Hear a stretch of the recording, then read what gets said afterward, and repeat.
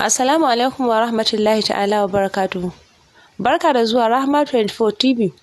Danna subscribe, kana ku danna ƙararrawar sanarwa domin samun shirye-shiryenmu da zarar mun ɗora. Yar gantali kashi na 5, tare da ni mai gabatarwa Maman Aslam.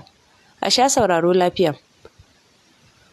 Cikin raunaniyar murya Alhaji ya sanar da ita komai da ya faru. Ya ƙara da cewa, ‘yar da ke goye a bayanki ko mintuna 2 bata ƙara ba a duniya. Kasancewar kanta ya rabe gida 2. Har ma ai Faiza bata tsaya jin ƙarshen zancensa ba ta tsandara wani gigitaccen ihu, sai ta kuma suma a karo na 2. A ɓangaren Fawad kuwa da ƙyar so yake ga safiya ta yi, domin gani ya duk daren ranar ya fi kowane dare tsawo a rayuwar shi. Da ƙyar ya bari ƙarfe 7 na safe ta yi, sa'an nan ya fita ba tare da ya break ba. Hankali a tashe nufi gidan rediyon da yake aiki. Ya kai rahoton ɓatar matarsa da ‘yarsa. Nan da nan aka saka sanarwar neman matar Fawad da ‘yarsa. A can asibitin ko Faiza bata farfado ba sai karfe 7:30 na safe. Da ta farfado ma ba abin da take sai kuka da sambatun kiran sunan ‘yarta. Duk ta hargitse sai faman kiran Simra take. A daidai lokacin ne kuma Alhaji Kamis da matarsa Safiya suka shigo ɗakin, don sai a yau matar tashi ta zo duba jikin patient ɗin da ya bata labari. Kwandon abinci da ke hannunta ta ajiye, sannan suka gaisa da Inna Ladi tare da tambayar ta ya mai jiki. Inna Ladi ta amsa mata da sauki alhamdulillahi, sai damuwa da ke tattare da ita. Bata fi mintuna 5 ba da farfadowa kuka shigo. Wuri suka samu suka zauna tare da yi wa Faiza ya jiki, da ido kawai take bin su tana ci gaba da sambatunta. Kai cuna ni Faiza, me wannan kasuwancin nawa ya kare ni da shi? Gashi na rasa ‘yata Simra har abada, ko gawarta ban gani ba. Kai cuna. Tausayin da ya lullube zuciyar mutanen da ke ɗakin. Alhaji ya ce, baiwar Allah, da za ki ba mu labarinki, da za mu so hakan, kuma hakan zai taimaka mana wurin gano ‘yan uwanki da mijinki mu sanar da su halin da kike ciki. A can cikin gidansu kuwa Fadima ce ta fito a round 7:30. Za ta je ta sauke yara a makaranta. Da mamaki a fuskar take kallon Fatin Faiza da yake a kulle. To, ina Faiza ta je ne da sassafe hakan? Ai ko Fad lokacin fitar shi bai yi ba yanzu. Ko san da Faiza ke fita yawanta, ba ta fita tun da sassafe haka, kuma idan ma za ta fita sai ta leƙo mun gaisa muddin ina nan. A ran da take wannan zancen haka kawai ta ji hankalinta bai kwanta ba. A bayyane ta ce Allah ya sa dai lafiya. Da haka ta ja yaranta uku ta saka su a mota ta fice daga gidan. Can asibitin ko Faiza ce ke kuka har yanzu. Ya kasa faɗa musu kowace ce ita. Ta sani wannan karan ba ƙaramin tashin hankali fa wadda iyayensu za su shiga ba, kuma yana da wuya su yafi mata. Shi yasa ta ki faɗa. Tun karfe 10 na safe aka fara yada sanarwar neman ta a gidan rediyon Vision FM, amma shiru kake ji har dare. Da Fawad ya ga haka sai ya sanar da iyayenta da nashi iyayen, dan su taya shi addu'a Allah ya bayyana masa da ita. Fatima ta rude matuƙa sai da ta ji sanarwar batan Faiza da ake. A lokacin tana asibiti gurin aikinta. Da yake Fatima tana son Faiza sosai. Jinta take kamar 'yar uwarta ta jini. Hakan yasa duk wata idan ta karɓo albashinta take ba wa Faiza 3,000 a ciki.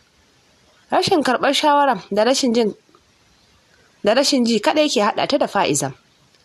Ranar ma haka Fawad ya kwana ido biyu ba barci, kasancewar har zuwa lokacin ba a samu labarin Faiza ba. Washe gari da misalin karfe 11 na safe, Hajiyar Safiya matar Alhaji Kamis ta shiga sashen Hajiya Inna surukarta mahaifiyar Alhaji. Nan ta gaida ta, anan ta tarar da Hajiya Inna na sauraron rediyo. Aiko sai ga sanarwar amfara. Ana neman wata mata mai suna Faiza matar Fawad, wacce ta bata a ranar Asabar kuma tana da goyo.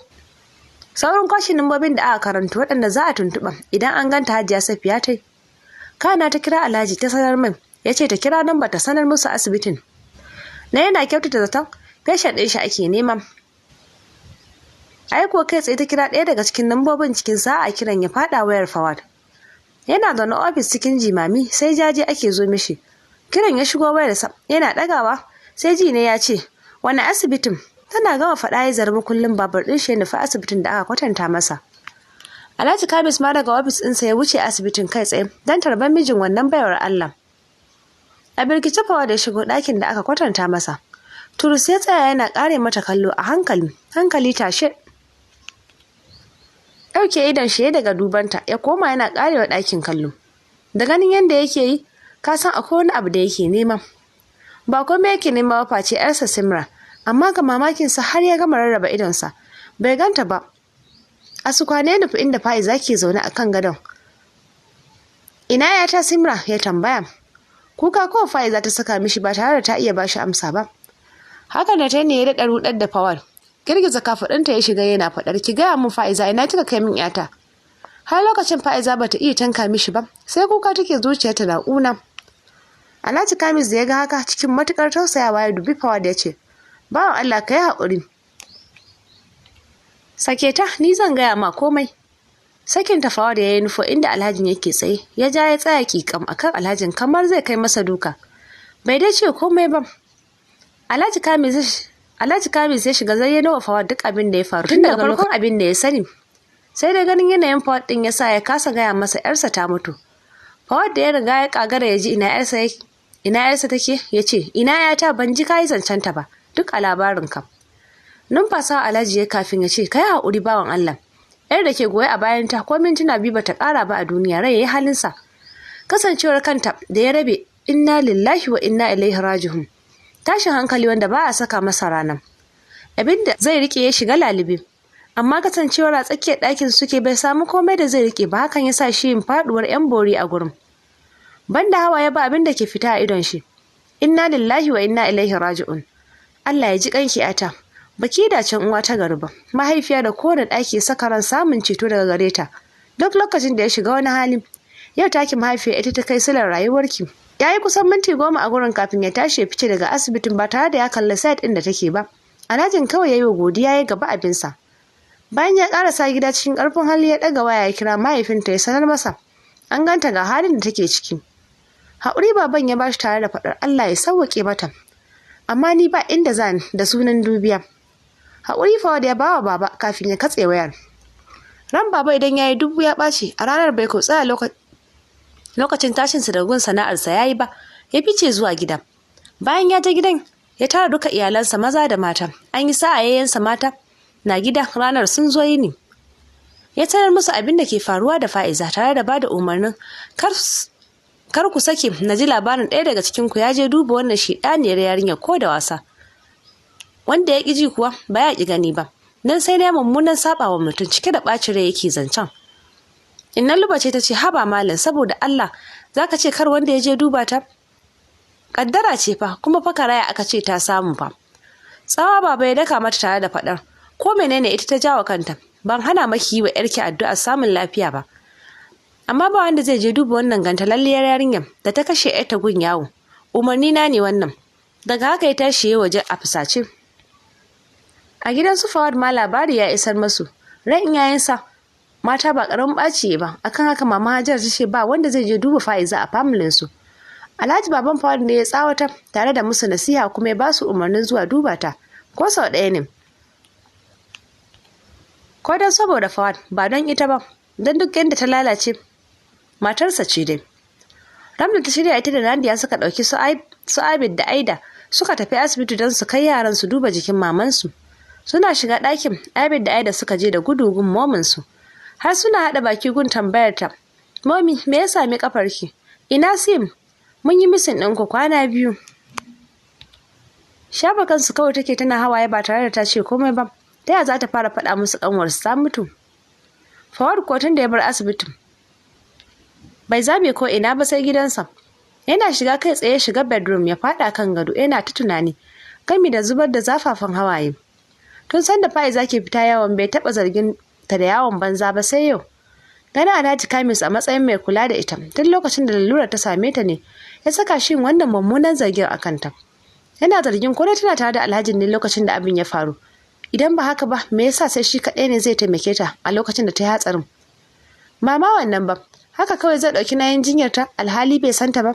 Kai gaskiya da lauje a cikin naɗi. Haka nan zuciyar Fawad ta mishi saƙe-saƙe akan Fa'iza da Alhaji. Kin cutar da ni Fa'iza, ya furta a hankali. Nan take wata zuciyar ta kwaɓe shi. A'a Fawad banda zargi. Zato fa zunubi ne ko da ya kasance gaskiya. A haka dai yawanzu cikin tsananin damuwa da tunani har zuwa lokaci mai tsawo. Fadima ma ta ji labarin rasuwar Simra, hankalinta ya tashi sosai kuma ranta ya ɓaci. Hakan yasa ta ƙudurce a ranta cewa har Fa'iza ta gama zaman asibiti ba za ta je duba ta ba. Har mako 3 suka shuɗe Fa'iza ba bata kuma ganin wani daga cikin ahalinta ko na Fawad sun zo duba ta ba. Ballantana shi uban gayyar da tun farko da ya zo aka tabbatar mai da mutuwar yarsa bai kuma waiwayo ta ba. Hakan ya ɗaga mata hankali sosai, kowa ya guje ta banda Alhaji Kamis da matarsa da Inna Ladi da suke hidima da ita, ba wanda ke zuwa wajenta. Sau ɗaya aka kuma kawo mata su Abid, sai innata da ta sato hanya ba tare da sanin baba ba ta zo duba ta. Hakika Faiza ta da damar abin da ta ci kuka har ta gode ma Allah, ta kuma ƙudurce ranta cewar ko da ta sami lafiya ta tashi ba za ta kuma yin sana'ar fita ba. Bawan Allah Fawad sai da ya ɗauki hutu a gurin aikinsa, ya zauna a gida yana jimami, duk ya bushe ya lalace, abincin kirki ma baya ci, gidan duk ya masa kunci, sai mutane ke zuwa masa gaisuwa duk ya zama wani abin tausayi. Idan yana zaune a gidan duk inda ya waiga wulgawar yarsa Simra yake ganin tana dariya tare da guje-gujenta a cikin gidan. Yana matuƙar son ta, amma bai san haka yake matuƙar son Simra ba sai da ya rasa ta. Yana yawan furta cikin cutar da Faiza ta min, na tsane ki. Kin cutar da ni Faiza, na tsane ki. Bayan wata uku aka sallami Faiza daga asibiti, yanzu ta warke sarai, sai dai tafiyar ta ce har yanzu bata daidaita ba. Alhaji Kamis da matarsa ne suka yi mata rakiya zuwa gidan mijinta. Duk da zuciyarta cike take da fargaba, amma ta san bata da wurin zuwa da ya wuce nan. A kofar gidan Alhaji ya yi fakin motarsa, Hajiya Safiya ta raka ta har cikin gidan. Lokacin Fawad baya nan yana gun aiki. Makullan da ke cikin jakarta tun watannin baya ta zaro ta buɗe Fat ɗin suka shiga. Lokacin da Hajiya Safiya za ta tafi ta kawo kuɗi masu dama ta bawa Faiza. Ta ce ta rike saboda ko za ta buƙaci wani abu. Godiya Faiza ta mata, ta ce ai ba komai mun zama ɗaya yanzu. Wani kati ta miƙa wa Faiza mai ɗauke da adres ɗin gidanta da namban waya. Ta ce idan kin samu lokaci sai ki kawo mana ziyara ko? Murmushi Faiza ta suka yi sallama, Hajiya ta tafi. Tun daga bakin gida yake hango kamar Fat ɗinsa a buɗe bayan ya san ba kowa a ciki, tun da su Abid na gun Ramla har yanzu. Shanye mamakinsa ya nufi Fat ɗin. Yana shiga cike tare da Faiza a falo ta hakimce. Amma fa hankalinta a tashe yake dan tunda ta ji kukan babar ɗansa zuciyarta ke bugawa da sauri da sauri. Dan bata san ta yaya za su kwashe da shi ba. Nan da nan fuskarsa ta sauya, haɗe gidan sama yayi da ta ƙasa. Sanda zuwa ta faɗa a daburce. Ɗaga mata hannu ya alamar ya isa tare da faɗar me kika zo yi gida nan? Ɗagowa ta kalle shi da mamaki a fuskarta. Da ke nake magana fa, me ya kaki gida nan? A cikin ɗaga murya yake zancen. Bai jira amsar ta bai ɗora da cewa a tunani na da kina da hankali ba za ki nufo gidana ba. Kai tsaye za ki wuce gidanku ne, dan a yanzu baki da muhalli a gidana. Kallon shi take a daburce, ta ma kasa magana dan ba ƙaramin mamaki ta yi ba da jin kalaman mijinta a gare ta yau. Ki fice min daga gida yanzu nan tun kafin ranki ya ɓaci. Ki je gidanku sai na neme ki. Durkusa dai ta fara bashi haƙuri, jikinta na karkarwa amma ko kallon ta bai yi ba. Ya ce ki tafi kawai, na tsane ki Faiza, ba na son ganin fuskar ki a tattare da ni. Tashi ta jiki a sabule sai hawaye take, ta shiga cikin bedroom inda ta ɗauko ƙaramin akwati tare da hijabinta ta fito. Cike da kuncin zuciya ta tare na sai gidansu, ta yi sa'a kuwa ko da ta ƙarasa gidan baba bai dawo ba. Da sallama ta shiga gidan Inna da ke cikin ɗakin jin muryar shalilai yar ta yasa ta fito. Da sauri ta kan Faiza ta rungume ta don murna. A'a, yaushe aka sallamo ki daga asibiti? Kafa ta miƙe. Kai alhamdulillah, Inna ta faɗa yayin da ta saki Faiza tana dudduba kafarta. A lokacin da kuma ta lura da akwatin da ke rike a hannun Faiza. Da mamaki a fuskar ta ce, "Ya na ganki da akwati a hannu? Daga ina kike haka?" Hawaye da take kokarin boyewa ne suka zubo mata. Hannu ta saka ta share su, tare da faɗar, "Ɗazun da aka sallamo ni daga asibiti, yana dawowa ya ce na je gida sai ya neme ni." Jan hannunta Inna ta suka shiga ɗaki, tana faman rarrashinta. Haba shalele na daina zubda hawayenki akan wannan matsiyacin mijin naki da bai san kaddara ba. Ke fa matar manya ce, ko sakin ki zaki samu wani mai arzikin ki auren. To anan za mu tsaya, sai ku biyo mu a cikin shiri na gaba.